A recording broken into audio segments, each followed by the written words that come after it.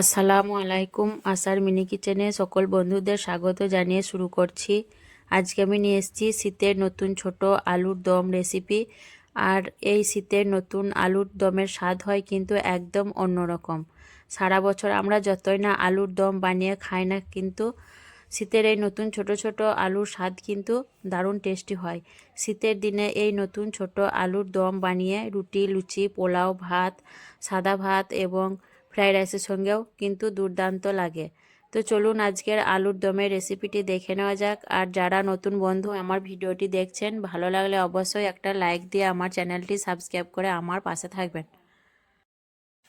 এখানে আমি পরিমাণ মতো কিছু নতুন ছোট আলু নিয়েছি। আলুগুলো আমি আগে থেকে সেদ্ধ করে নিয়েছি অল্প নুন দিয়ে, আর খোসাগুলো খুব ভালোভাবে ছাড়িয়ে ধুয়ে পরিষ্কার করে নিয়েছি। আমার যতটা প্রয়োজন আমি ততটাই আলু নিয়েছি। আপনারা চাইলে আলুর পরিমাণটা বাড়িয়ে কমিয়ে নিতে পারেন। এখানে আমি একটা মিক্সিং জার নিয়েছি, এর মধ্যে আমি নিয়ে নিচ্ছি 2 টুকরো ছোট ছোট আদা পরিমাণ মতো নিয়ে নিয়েছি, আর দিয়ে দিচ্ছি 6 কোয়া মতো রসুন, আর দিচ্ছি 5টা কাঁচা লঙ্কা। তরকারিটা আমি কাঁচা লঙ্কা দিয়েই করব, তার জন্য দিয়ে দিলাম 5টা লঙ্কা। আর 2টো ছোট্ট সাইজের টমেটো আমি মাঝ বরাবর কেটে নিয়েছি, দিয়ে নিয়ে নিলাম।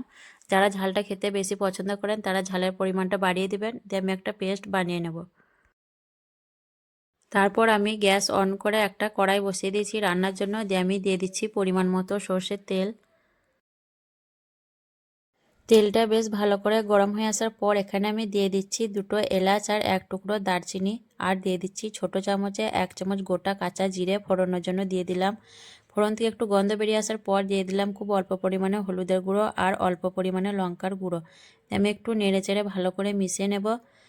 তারপর আমি এখানে দিয়ে দিচ্ছি আগে থেকে সেদ্ধ করে রাখা আলুগুলো,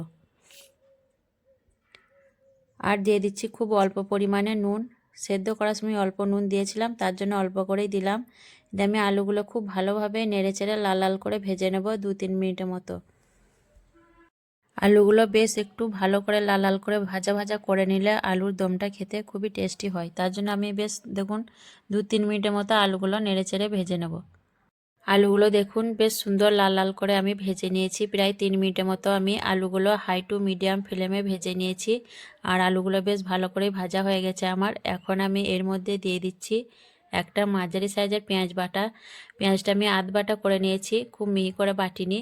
যে পেঁয়াজটা আমি খুব ভালোভাবে দেখুন আলুর সঙ্গে নাড়াচাড়া করে কষিয়ে নেব, যাতে পেঁয়াজের কাঁচা গন্ধটা না থাকে। পেঁয়াজের কাঁচা গন্ধটা থাকলে কিন্তু খেতে ভালো লাগে না। তার জন্য আমি বেশ 2 মিনিটের মতো পেঁয়াজটা আলুর সঙ্গে কষিয়ে নেব। পেঁয়াজটা দেখুন আমি খুব ভালোভাবে আলুর সঙ্গে কষিয়ে নিয়েছি। প্রায় 2 মিনিটের মতো আমি পেঁয়াজটা কষিয়ে নিয়েছি, যাতে পেঁয়াজের কাঁচা গন্ধটা না থাকে। তারপর এখানে আমি দিয়ে দিচ্ছি খুব অল্প পরিমাণের পানি, মশলা অ্যাড করব তার জন্য। তারপর যে পেস্টটা তৈরি করে গেছিলাম টমেটো, আদা, রসুন, কাঁচা লঙ্কার, সেই পেস্টটা দিয়ে দিলাম। তারপর দিয়ে দিচ্ছি হাফ চামচ থেকে কম ধনে গুঁড়ো আর জিরে গুঁড়ো। আমি নেড়ে চেড়ে খুব ভালোভাবে মশলা একটু সময় নিয়ে কষিয়ে নেব, যাতে মশলার কাঁচা গন্ধ না থাকে।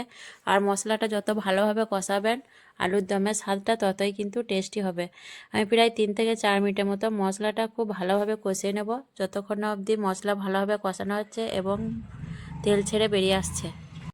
আলু আর মশলা দেখুন আমি খুব ভালোভাবে কষিয়ে নিয়েছি, প্রায় 3 থেকে 4 মিনিটের মতো ধরে কষিয়ে নিয়েছি আমি। আর তেলটাও দেখুন খুব ভালোভাবে ছেড়ে দিয়েছে মশলা থেকে। এখন আমি এর মধ্যে দিয়ে দেবো ঝোলের জন্য পানি। তার জন্য আমি মিক্সিং জারটা ধুয়ে 1 জার পানি দিয়ে দিলাম। এর থেকে আর বেশি আমি পানি দেব না। আর ঝোলের পরিমাণটা আপনারা নিজেদের পছন্দ অনুযায়ী করে নিতে পারেন। আমি নেড়ে চেড়ে খুব ভালো করে দেখুন ঝোলের সঙ্গে আলুগুলো মিশিয়ে নিচ্ছি। ঝোলের সঙ্গে আলুটা খুব ভালোভাবে মিশে নেওয়ার পর আমি এখন ঢাকনা ঢেকে দেবো। ঢাকনা দিয়ে আমি 5 মিনিটের মতো রান্না করে নেব, তাহলে ঠিকঠাকভাবে আমার রান্নাটা হয়ে যাবে। 5 মিনিট রান্না করার পর আমি ফিরে এলাম, দিয়ে ঢাকনাটা খুলে নিচ্ছি। তারপর আমি একবার প্রথমে নাড়াচাড়া করে নেব। আর ঝোলের কালারটা দেখুন কতটা সুন্দর এসছে, আর তেলটাও ছেড়ে দিয়েছে তরকারি থেকে। আমি একটু খুব ভালোভাবে নাড়াচাড়া করে সব কিছু মিশিয়ে নেব। সব কিছু মিশিয়ে নেওয়ার পর এখানে আমি দিয়ে দিচ্ছি ধনেপাতা কুচি। শীতের দিনে ধনেপাতাটা তো অবশ্যই সব বাড়িতেই থাকে, ধনেপাতা দিলে এর স্বাদটাও আরও বেশি হবে। আমি ধনেপাতা দিয়ে দিলাম বেশ কিছুটা। আমি আবারও খুব ভালো করে নেড়েচেড়ে মিশিয়ে নেব। আর ধনেপাতা দেওয়ার পর আমি লো ফ্লেমে 2 মিনিটের মতো ঢাকনা ছাড়াই রান্না করে নেব, তাহলে আমার তরকারিটা হয়ে যাবে পরিবেশন করার জন্য। আর আজকের এই আলুর দমের রেসিপি কেমন লেগেছে অবশ্যই কমেন্টে জানাবেন। ভালো লাগলে লাইক করবেন, শেয়ার করবেন আর আমার চ্যানেলটি সাবস্ক্রাইব করে আমার পাশে থাকবেন। আসবো আবারও অন্য কোনো রেসিপি নিয়ে। সকলে ভালো থাকবেন, সুস্থ থাকবেন। আল্লাহ হাফেজ।